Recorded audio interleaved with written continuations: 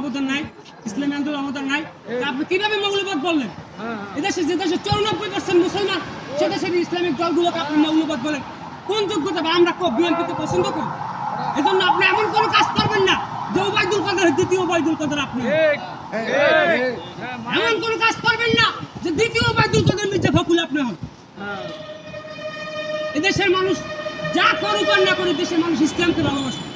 কিন্তু ইসলামিক মৌলবাদে আঘাত লাগবে এমন কোন কাজ কোন দল যদি করে, তাদেরকে আমরা ছুঁড়ে ফেলে দিতে 1 মিনিট দ্বিধাবোধ করবো না।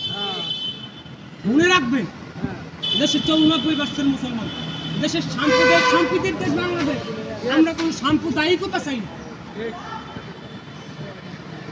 আপনারা কি বলতে চাইতেছেন? কেউ বাপদাদার নাম বেচতে রাজনীতি করবেন, এটা চলবে না। এখন আপনার যোগ্যতা বলে আপনারা পলিটিক্যাল লিডার হবেন, আর দুর্নীতি করবেন ওই আশা ভুলে যান না। এই যে ডাক্তার আসিফ নজরুল স্যার,